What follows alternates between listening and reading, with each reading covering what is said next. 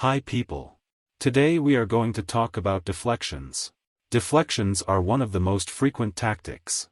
Deflection is when we force an enemy piece from a certain square so that it no longer does its defensive tasks there.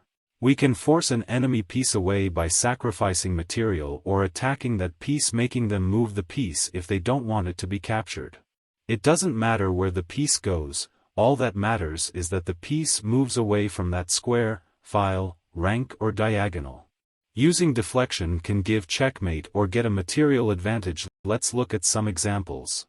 In this position, white sacrifices the queen, forcing the rook to capture the queen and moving out of the file, allowing the white rook to give checkmate. Look for the defender that stops your threat and look for forcing moves that can get that piece off of its square. Here the defending piece is the queen, stopping white from taking the rook.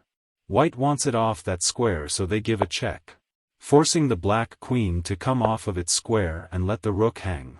White now captures it.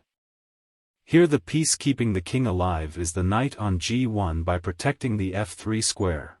How does black get that piece off of that square? They sacrifice their queen.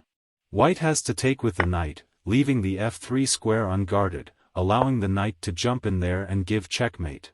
The knight in this example was supposed to stop two threats. It was an overloaded piece. An overloaded piece is a piece that has too many things to defend. An overloaded piece is not a good defender. Once that piece moves away from the square where it is defending a lot of pieces or even checkmate threats, everything just starts to fall apart. In this example, the black rook is an overloaded piece. It is defending against two different mate threats. Queen taking on d5 and bishop to f7. White deflects the rook by sacrificing their queen. Black is forced to take the queen and bishop to f7 is mate. Let's look at one more example.